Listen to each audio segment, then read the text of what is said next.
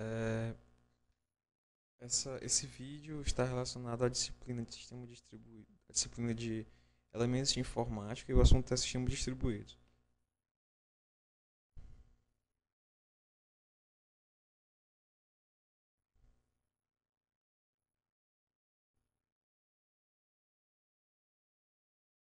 A motivação seria o seguinte: computação distribuída prevalece no mundo de hoje.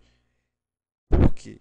Porque a gente tem muitos computadores interconectados em rede e esses computadores conectados em rede eles proporcionam uma capacidade agregada de processamento, ou seja, eu tenho todos esses computadores juntos e o processamento de todos eles é uma quantidade invejável.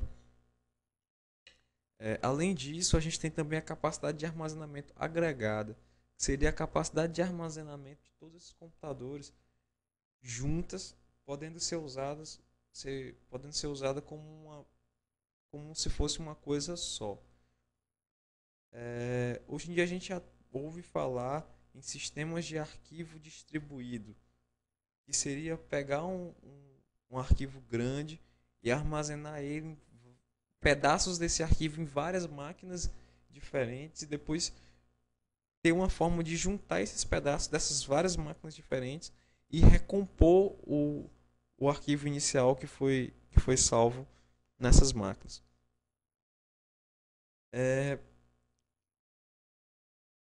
isso é uma motivação, mas a capacidade de armazenamento grande e a capacidade de processamento grande, elas começaram a se tornar uma coisa atraente e uma coisa foco de pesquisa, não por moda ou por qualquer coisa dessas, mas porque as aplicações de hoje elas estão exigindo mais da computação. As aplicações de hoje elas exigem mais poder de processamento, exigem mais poder de armazenamento, que não são encontrados em uma máquina única, em uma única máquina. Então, a solução seria reunir várias máquinas e fazer com que essas máquinas juntas trabalhassem e resolvessem um problema que não é possível ser resolvido com uma única máquina. Então, isso é o que faz um sistema distribuído, tentar resolver um problema que não seria resolvido com uma única máquina. A motivação é justamente a manutenção e dividir para conquistar. Como eu não tenho uma única máquina que resolva o meu problema, eu divido esse problema em pedaços menores para que ele possa ser resolvido por várias máquinas. É, Outra coisa é que algumas coisas são impossíveis de instalar e executar em um sistema de grande porte. E instalar e executar um sistema de grande porte em uma única máquina. Veja só, imagine você se o Google executasse em uma única máquina.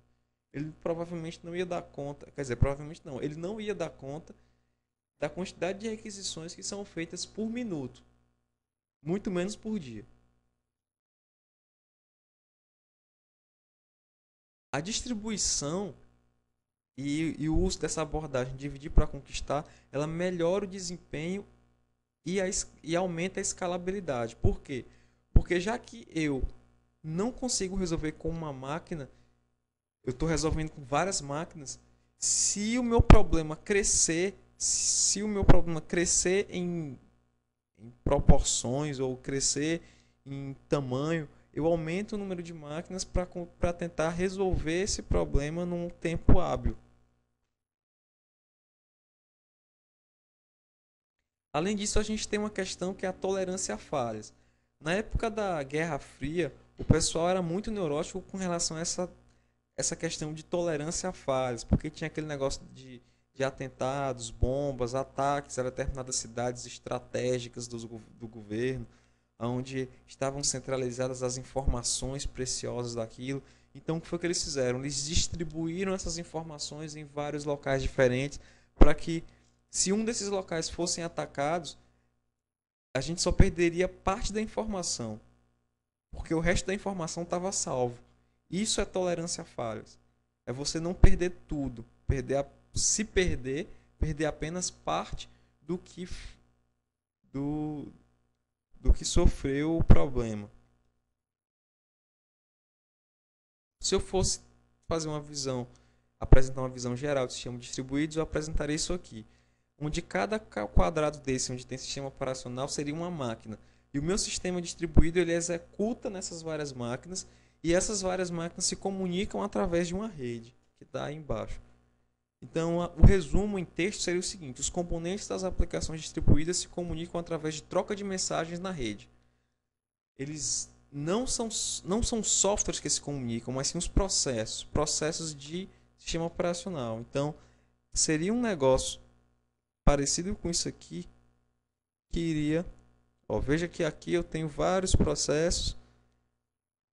Então, num sistema distribuído, vamos supor que o Gtalk fosse distribuído, então eu teria um exe do Gtalk aqui e um exe executando do Gtalk nas várias outras máquinas que compõem o sistema distribuído. E esses processos eles se comunicariam.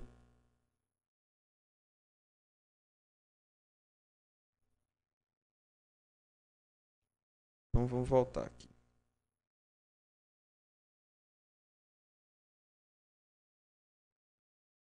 É, um processo ele seria um programa que está em execução tanto em um computador local como um computador remoto. A comunicação entre esses processos é dada através de troca de mensagens. E essas mensagens são enviadas através das redes.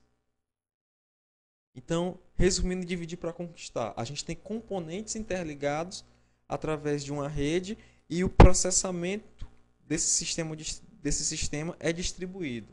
Ele ocorre nas várias máquinas que seriam esses componentes interligados. Então isso torna meu sistema mais confiável, tolerante a falhas, porque eu posso ter vários servidores, vários nós, vários computadores que desempenham a mesma função. Então, se um desses computadores quebrar, aquele outro computador que desempenha essa mesma função vai continuar fornecendo os resultados que o usuário precisar. Então aí tem algumas definições mais recentes de, de sistemas distribuídos, que seria um sistema em que os componentes de hardware e software localizados em computadores em rede se comunicam e coordenam suas ações por passagem de mensagens, bem parecido com o que a gente já colocou antes.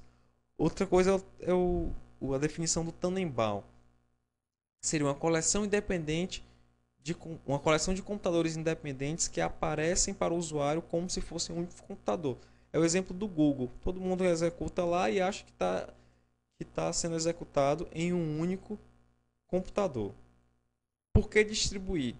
Por que construir sistemas distribuídos? Porque as pessoas são distribuídas, as informações são distribuídas. Então, eu tenho parte da minha fábrica num determinado lugar do mundo, outra parte da minha fábrica em outro lugar do mundo, e essas filiais das minhas fábricas, elas precisam se comunicar.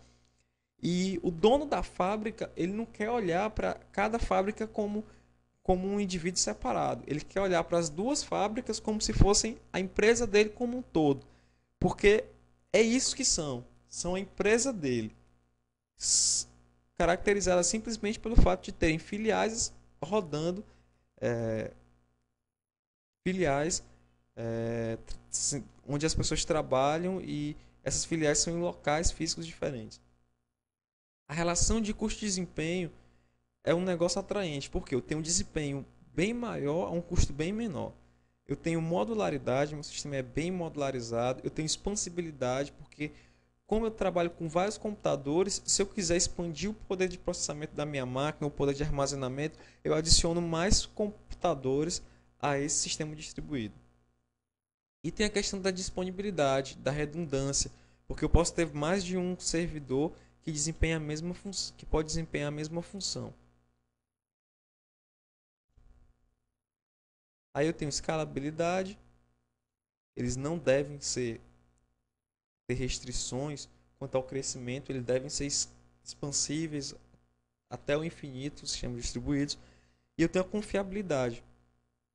O sistema ele deve ser capaz de se recuperar de falhas. Ó, um exemplo de sistema distribuído é um sistema cliente-servidor. A arquitetura cliente-servidor, ela pode ser resumida nessas duas figuras. Ou seja, eu posso trabalhar com servidor único e com servidor múltiplo, servidores múltiplos. No servidor único eu tenho o seguinte, eu tenho um cliente que faz uma invocação, que faz uma requisição para um servidor e esse servidor envia uma resposta para o cliente. Então, eu posso ter vários clientes solicitando a mesma coisa para um servidor. E eu posso ter vários clientes fazendo chamadas a um sistema distribuído. E esse sistema distribuído é composto de vários servidores. Então eu chamo um serviço. É isso que vocês fazem com o Google. O Google estaria enquadrado nessa parte aí de múltiplos servidores, onde eu tenho vários clientes solicitando informações, recursos lá do Google, executando pesquisas, e essas pesquisas são executadas em várias máquinas diferentes. Aspectos positivos. A arquitetura cliente-servidor fornece uma infraestrutura versátil que suporta a inserção de novas tecnologias mais rapidamente.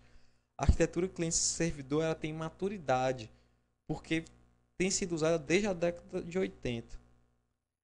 Basicamente é esse o resumo e eu aguardo as dúvidas de vocês lá no Moodle para que eu possa responder. Esse é o resumo aí que foi solicitado para mim. É basicamente isso.